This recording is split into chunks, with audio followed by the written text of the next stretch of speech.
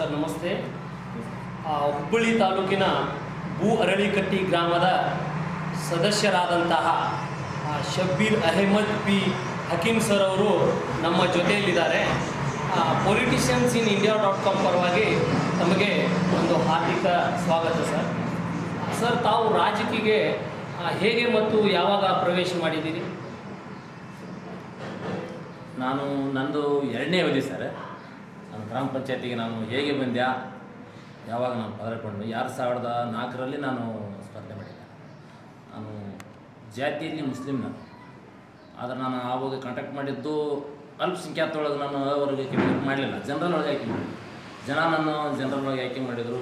ನನ್ನ ಜನಸೇವೆ ನನ್ನ ತಿಳಮಟ್ಟಿಗೆ ನಾನು ಏನೋ ಒಂದು ಪ್ರಯತ್ನ ಮಾಡಿ ನಾವು ಸಾಧನೆ ಮಾಡಬೇಕು. ನಮ್ಮ ಹಳೆ ಕಮಿಟಿ ಅಷ್ಟೇ ಸ್ಟ್ರಾಂಗ್ ಇತ್ತದು, ಒಳ್ಳೆಯವರಿದ್ದರು ಎಲ್ಲರೂ. ಅವರೊಬ್ಬರೊಬ್ಬರು ಶಾಣೆಯರಿದ್ದರು. ಅವರು ಸಹಪಾಠಿಗಳು ಒಂದು ಸಹಕಾರದಿಂದ ನಾನು ಊರ ಅಭಿವೃದ್ಧಿ ಬಗ್ಗೆ ಸ್ವಲ್ಪ ನೀರಿಂದ ಇರ್ಬೋದು, ರೋಡಿಂದ ಇರ್ಬೋದು, ಲೈಟಿಂದ ಇರ್ಬೋದು, ಸುಮಾರು ಆಶ್ರಯ ಪ್ಲಾಟಿಂದ ಇರ್ಬೋದು, ಇಂಥವೆಲ್ಲ ಅನೇಕ ಕಾರ್ಯಗಳಲ್ಲಿ ನಾವು ತೊಡಗಿಕೊಂಡು ಜನರಿಗೆ ಆದಷ್ಟು ನಾವು ನಮ್ಮ ಹೆಲ್ಪ್ ಮುಟ್ಟುವಂಥ ವ್ಯವಸ್ಥೆ ನಾವು ಮಾಡಿದ್ದೀವಿ. ಮಾಡಿದಾಗ ಅದು ನಮ್ಮನ್ನು ಎಷ್ಟರ ಮಟ್ಟಿಗೆ ಲಾಭ ದೊರಕುತ್ತಂದರೆ, ಜನ ನಮ್ಮನ್ನೇ ಎರಡನೇ ಅವಧಿಗೂ ಅನುಕೂಲ ಮಾಡಿಕೊಟ್ರು. ಇಲ್ಲ, ನಾನು ಎರಡನೇ ಸಲ ನಾನು ನಿಲ್ಲುವಂಥ ಸ್ಟೇಜ್ ಇದ್ದರೆ ಜನರೇ ನಾನು ಇಲ್ಲ ನೀವು ನಿಲ್ಲಬೇಕು, ನಿಮಗೆ ಏನೋ ನಾವು ಇದು ಮಾಡ್ತೀನಿ ಅಂತೇಳಿ.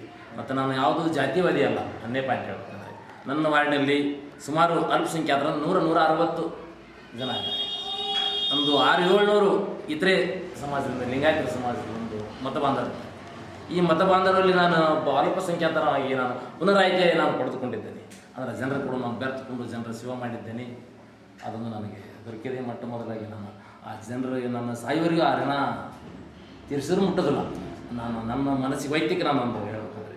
ಆದರೆ ಮುಂದೆ ಅದೇ ರೀತಿ ನಾನು ಜನರಿಗೆ ಈಗಾದರೂ ನಾನು ಸಾಕಷ್ಟು ನಮ್ಮ ಈ ಕಮಿಟಿ ಬಂದಿಂದ ಇವರು ಕೂಡ ನಾನು ಹೊಂದ್ಕೊಂಡು, ಇವರು ಕೂಡ ಬೆರೆತ್ಕೊಂಡು ಏನೋ ಒಂದು ಅಭಿವೃದ್ಧಿ ಕೆಲಸಗಳಲ್ಲಿ ಮಾಡೋಣ ಅನ್ನೋದಕ್ಕೆ ನಾವು ಎಲ್ಲರೂ ಒಂದಾಗಿ ನಿಂತು ನಾವು ಮಾಡಿದ್ದಕ್ಕೆ ಫಸ್ಟಿಗೆ ನಾವು ಒಂದು ಸುವರ್ಣ ಗ್ರಾಮ ಮಾಡಿದ್ವಿ. ಕುಗ್ರಾಮಕ್ಕೆ ಸುಗ್ರಾಮ ಅಂತೇಳಿ, ಅದು ಕಾಂಕ್ರೀಟ್ ರೋಡ್ ಆಯ್ತು. ಎಷ್ಟೋ ಒಂದು ಊರು ಸುಧಾರಣೆ ಆಯಿತು. ಮತ್ತು NRG ಕಾಮಗಾರಿ ಬಂದಾಗ ದರೊಬ್ಬರಿಗೆ ಒಂದು ದನದ ಶೆಡ್ ಇರಲಿ, ಒಂದು ಬದು ನಿರ್ಮಾಣ ಇರಲಿ, ಕೃಷಿ ಹೊಂಡ ಇರಲಿ, ಏನಾದರಲ್ಲಿ ಜನರಿಗೆ ಒಂದು ಅರಣ್ಯೀಕರಣ ಇರಲಿ, ಜನರಿಗೆ ತಲುಪುವಂಥ ನಾವು ಎಲ್ಲ ಗೌರ್ಮೆಂಟ್ ಅಂತ ಸೌಲಭ್ಯಗಳನ್ನು ನಾವು ತಲುಪಿಸಿದ್ದೀವಿ. ಮತ್ತು ಹಿಂದಿನ ಅವಧಿಯೊಳಗೆ ನಾವು ಆಶ್ರಯ ಪ್ಲಾಟನ್ನು ಅಂತ ಎಡಿಷ್ನಲ್ ಆಗಿ ತಂದು ಜನರಿಗೆ ನಾವು ತಲುಪಿಸಿದ್ವಿ. ಈ ಅವಧಿಯೊಳಗೆ ನಮಗೆ ಈ ಗೌರ್ಮೆಂಟ್ ಒಳಗೆ ನಮಗೆ ಎಡಿಷ್ನಲ್ ಪ್ಲಾಟ್ ನಮಗೆ ಸಿಕ್ಕಿಲ್ಲ. ಗೌರ್ಮೆಂಟ್ ಅಲಾಟ್ಮೆಂಟ್ ಎಷ್ಟೈತೆ ಅಷ್ಟರಲ್ಲಿ ನಾವು ಮಾಡಿದ್ದೇವೆ.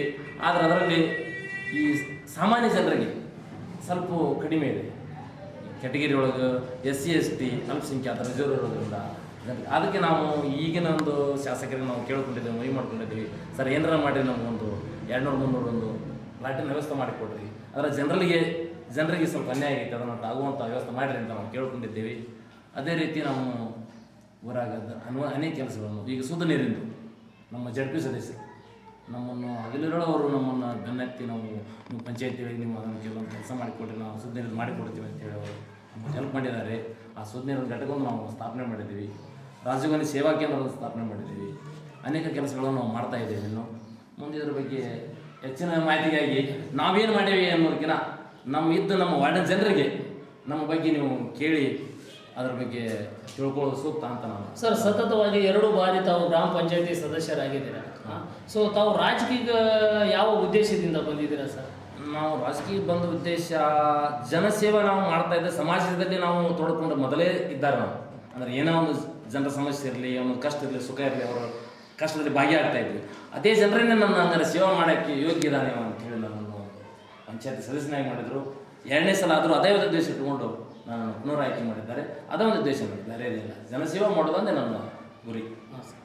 ತಮ್ಮ ಒಂದು ರಾಜಕೀಯ ವ್ಯಾಪ್ತಿಯಲ್ಲಿ ಎಷ್ಟು ಹಳ್ಳಿಗಳು ಬರುತ್ತೆ ಸರ್? ನಮ್ಮ ರಾಜಕೀಯ ವ್ಯಾಪ್ತಿಯಲ್ಲಿ ನಮಗೆ 2 ಹಳ್ಳಿ ಬರ್ತವೆ. ಅಗಡಿ 2 ತಾವು ಏನು ಯಾವ್ಯಾವ ಕೆಲಸಗಳನ್ನು ತಾವು ಮಾಡಿದ್ದೀರಾ ಗ್ರಾಮಗಳಲ್ಲಿ? ಯಾವ್ಯಾವ ಅನ್ನೋದಕ್ಕಿಂತ ನಾವು ಮೊದಲಿಗೆ ರೈತರಿಗೆ ಈಗ ಕೃಷಿ ಭೂಮಿಯಲ್ಲಿ ಒಂದು ಬೀಜ, ಗೊಬ್ಬರ, ಕೀಟನಾಶಕ ಇಂಥವೇನು ಸಿಗುವ ಇವನ್ನ ಸೌಲಭ್ಯಗಳನ್ನು ಕೊಡೋದು. ಮತ್ತು ಈ ಪ್ಲಾಟಿನ ಅವರಿಗೆ ಯಾರು ಕಷ್ಟದಲ್ಲಿದ್ದಾರೋ, ಮನೆ ಯಾರಿಗಿಲ್ಲ ಅವ್ರಿಗೆ ಗುರುತಿಸ್ಕೊಂಡು ಮೊದಲು ಅವ್ರಿಗೆ ಮನೆ ಕೊಡೋದು, ಇಂಥ ವ್ಯವಸ್ಥೆ ಮಾಡಿದ್ದೀವಿ. ಮತ್ತು ರೋಡಿಂದ ಒಂದು ವ್ಯವಸ್ಥೆ ತೊಗೊಂಡಿದ್ದೇವೆ, ಲೈಟಿನ ವ್ಯವಸ್ಥೆ ತೊಗೊಂಡಿದ್ದೀವಿ, ಆ ನೀರಿನ ವ್ಯವಸ್ಥೆ ತೊಗೊಂಡಿದ್ದೇವೆ. ಅಲ್ಲೇ ಮೊದಲು ರೋಡು, ನೀರು ಲೆಟರ್ ಇವನ್ನೆಲ್ಲ ನಾವು ಇದಕ್ಕೆ ಜನರಿಗೆ ಒಂದು ಒಳ್ಳೆಯ ಅಭಿವೃದ್ಧಿ ಕೆಲಸ ಆಗಿದೆ ಅನ್ನೋ ಒಂದು ನಂಬಿಕೆ ನನ್ನ ಮೂಡಿದೆ. ಇಷ್ಟೆಲ್ಲ ಕೆಲಸಗಳನ್ನು ಮಾಡಿದ್ದಾರೆ ಸರ್. ಇದರಲ್ಲಿ ಜನರು ಗುರುತಿಸುವಂಥ ಅಥವಾ ನಿಮ್ಮ ಲೆಕ್ಕದಲ್ಲಿ ಪ್ರಮುಖವಾಗಿರುವಂಥ ಕೆಲಸ ಯಾವುದಂತ ಹೇಳ್ತೀರಾ? ಮೊಟ್ಟ ಮೊದಲೇ ಹೇಳ್ಕೊಂಡು ನಾನು ಹಿಂದಿನ ಅವಧಿಯೊಳಗೆ ನಾನು ಕೆಲವೊಂದು ಎಡಿಷನಲ್ ಪ್ಲಾಟ್ ಮಾಡಿದ್ದೆ ನನ್ನ ಒಂದು ಗುರಿ ಅಂತ. ಅದೇ ನನಗೆ ಇವತ್ತು ಪ್ರಮುಖವಾದ ಕೆಲಸ. ಮುಂದಂತೆಯೂ ಸ್ವಾಭಾವಿಕ ಗೌರ್ಮೆಂಟಿಂದ ಬರುವಂಥ ಸೌಲಭ್ಯಗಳನ್ನು ನಾವು ಜನರಿಗೆ ಸರಿಯಾಗಿ ಯುಟಿಲೈಸ್ ಮಾಡಿದ್ದೀವಿ. ನನ್ನಗೋಸ್ಕರ ನಾನು ಏನು ಮಾಡ್ಕೊಂಡಿಲ್ಲ ಅನ್ನೋಂಥವು ನನ್ನ ಜನರ ಮುಂದೆ ನಮ್ಮ ಕೈ ಮುಗಿದಾದರೂ ಕೇಳ್ಕೊಂತ ಹೇಳ್ತಾರೆ. ಭೂ ಅರಳಿಕಟ್ಟಿ ಗ್ರಾಮದ ವಿಷಯ ತಾವು ಏನು ಹೇಳಕ್ಕೆ ಇಷ್ಟಪಡ್ತೀರಾ ಸರ್? ಭೂ ಅರಳಿಕಟ್ಟಿ ಗ್ರಾಮ ಅಂತಂದರೆ ಇದೊಂದು ಬುಜುರ್ಗ್ ಅರಳಿಕಟ್ಟಿ ಅಂತ ಹಿರಿಯರು ಮಾಡಿದ್ದೊಂದು ಇತಿಹಾಸದಲ್ಲಿದೆ. ಭೂ ಅರಳಿಕಟ್ಟಿ ಒಳಗೆ ಹೆಚ್ಚಾಗಿ ಈ ಸುತ್ತು ಜನ ಹೇಳ್ತಾರೆ, ಅರಳಿಕಟ್ಟಿ ಅಂದ್ರೆ ಭಾಳ ನಿಪುಣವಾದ ಊರು, ಭಾಳ ಒಳ್ಳೆಯ ಊರು, ಭಾಳ ಶಾಣ್ಯ ಮಂದಿ ಅಂತಾರೆ. ಅದು ಯಾವುದೋ ಒಂದು ಹಿರಿಯರ ಪುಣ್ಯ, ಅದು ಯಾರೋ ದೇವತೆಗಳ ಪುಣ್ಯ ಅಂತ ನಾನು ಬಯಸ್ಬೋದು. ಹೌದು, ಇಲ್ಲೇ ನೋಡ್ರಿ, ಇಲ್ಲೇ ಸರ್ವಧರ್ಮ ಸಮ್ಮೇಳನ ಅಂದರೆ ಇಲ್ಲಿ ಯಾವ ಜಾತೀಯತೆ ಅಂತೂ ಯಾವುದೂ ಇಲ್ಲ. ಅದರ ಮಟ್ಟದಲ್ಲಿ ನನಗಂತೂ ಇಲ್ಲ ನಾನು ಹೇಳ್ಬೇಕಂದ್ರೆ.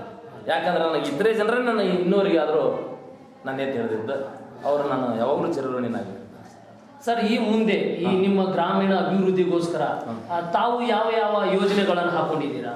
ಯೋಜನೆಗಳನ್ನು ನಾವು ಹಾಕೋಕ್ಕಿಂತ ಮೊದಲು ಗೌರ್ಮೆಂಟ್ಲಿಂದ ಏನು ಒಂದು ಯೋಜನೆಗಳನ್ನು ಬರ್ತಾ ಇದ್ದಾವೆ ಅವನ್ನೆಲ್ಲನೂ ತಲುಪಿಸ್ಬೇಕು ಅನ್ನುವಂಥ ನಮ್ಮ ಒಂದು ಆಸೆ.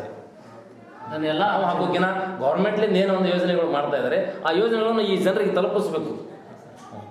ಸರ್, ತಾವು ತಮ್ಮ ಈ ರಾಜಕೀಯ ಜೀವನದಲ್ಲಿ ನಿಮ್ಮ ರಾಜಕೀಯ ಗುರು ಅಂತ ನೀವು ಯಾರನ್ನ ಹೇಳ್ತೀರಾ? ನಾವು ರಾಜಕೀಯ ಜೀವನದಲ್ಲಿ ರಾಜಕೀಯ ಗುರು ಅಂದರೆ ನಾನು ಹಿಂದಿನ ಅವಧಿಯೊಳಗೆ ನಾನು 10 ವರ್ಷ ಆದರೂ ನಾನು JDS ನಲ್ಲಿ ನಾನು ಗುರುತಿಸ್ಕೊಂಡಿದ್ದೇನೆ. JDS ಪಾರ್ಟಿನಲ್ಲಿದ್ದೆ. ಆದರೆ ಇತ್ತಿತ್ತಲಾಗಿ ನಮಗೆ ಸ್ವಲ್ಪ ನಮ್ಮ ಈ ಭಾಗದಲ್ಲಿ ಅದು ಇದಾಗಲಾರದ ಉದ್ದೇಶದಿಂದ ನಾವು ಈಗ ಕಾಂಗ್ರೆಸ್ಗೆ ನಾವು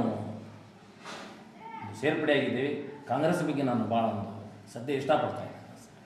ಸರ್, ಈ ರಾಜಕೀಯದಲ್ಲಿ ತಾವು ಏನಾಗಬೇಕಂತ ಒಂದು ಆಸೆ ಇಟ್ಕೊಂಡಿದ್ದೀರಾ? ರಾಜಕೀಯದಲ್ಲಿ ನಾನು ಏನಾಗಬೇಕು ಅನ್ನೋದಕ್ಕಿಂತ ಜನರಿಗೆ ಏನು ಬಯಸ್ತಾರೆ ಅದನ್ನು ನಾನು ಆಗಬೇಕು ಅನ್ನೋದು ಬಯಸ್ತಾರೆ. ಜನರೇನು ಹೇಳಿದ ಅದರ ಬಗ್ಗೆ ನಾನು ಡಿಫ್ರೆಂಟ್, ಜನರ ಮೇಲೆ ನಾನು ಡಿಫ್ರೆಂಟ್. ಹೀಗೆ ಮುಂಬರುವ ಈ ದಿನಮಾನದಲ್ಲಿ ಒಂದು ಕಡೆ BJP, ಕಾಂಗ್ರೆಸ್ಸು ಮತ್ತು ತೃತೀಯ ರಂಗದಲ್ಲಿ ಬೇರೆ ಬೇರೆ ಪಕ್ಷಗಳು ಬರ್ತಾ ಇದ್ದಾವೆ. ಸೊ ಈ ಲೋಕಸಭಾ ಚುನಾವಣೆ ವಿಷಯ ತಮ್ಮ ಅಭಿಪ್ರಾಯವೇನು ಸರ್? ನಮ್ಮ ಅಭಿಪ್ರಾಯ ಅಂದರೆ ಸರ್ ಇದೆ, ಈಗ ಗ್ರಾಮ ಪಂಚಾಯತಿ ಮಟ್ಟಕ್ಕೆ ಗ್ರಾಮ ಪಂಚಾಯತಿ ಸದಸ್ಯರಾಗಲಿ ಗ್ರಾಮ ಪಂಚಾಯತಿ ಒಂದು ಗೌರವವನ್ನು ಉಳಿಬೇಕಾದ್ರೆ ಇದ್ದು ಕಾಂಗ್ರೆಸ್ ಗೌರ್ಮೆಂಟ್, ಸೆಂಟ್ರಲ್ ಗೌರ್ಮೆಂಟೇ ನಮಗೆ ಒಂದು ರಕ್ಷಾ ಕವಚ ಅಂತ ನಾನು ಹೇಳ್ಬೋದು. ಯಾಕಂದರೆ ಈ ಹುದ್ದೆ ಖಾತ್ರಿ ಕೆಲಸಗಳನ್ನು ಕೊಟ್ಟು ಎಷ್ಟೋ ಅಭಿವೃದ್ಧಿ ಮಾಡೋಕ್ಕೆ ಅನುಕೂಲ ಮಾಡಿದೆ. ಇನ್ನೂ ಹೆಚ್ಚಿನ ಅಭಿವೃದ್ಧಿ ಮಾಡೋಕ್ಕೆ ಅವರಿಗೆ ನಾವು ಒಂದು ಪ್ರೋತ್ಸಾಹ ಕೊಡಬೇಕು ಅನ್ನುವಂಥ ನನ್ನೊಂದು ಆಸೆ.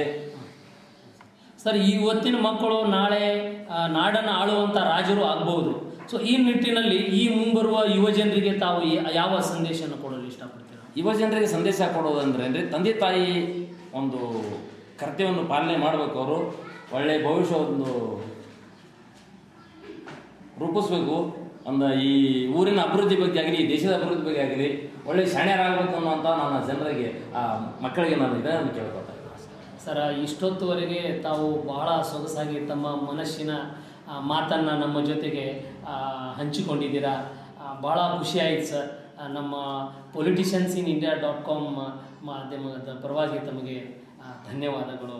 Thank you sir. ನಾನು ತಮ್ಮ ಮೀಡಿಯಾದವರಿಗೆ ನಾನು ಇರುತ್ತೇನೆ. ಯಾಕಂದರೆ ನನ್ನ ಸಂದರ್ಶನ ತೊಗೊಂಡು ಜನರಿಗೆ ಎಲ್ಲರಿಗೂ ತಲುಪಲಿ ಅಂತ ನಾನು ಇದನ್ನು ಕೇಳ್ಕೊಂಡೆ.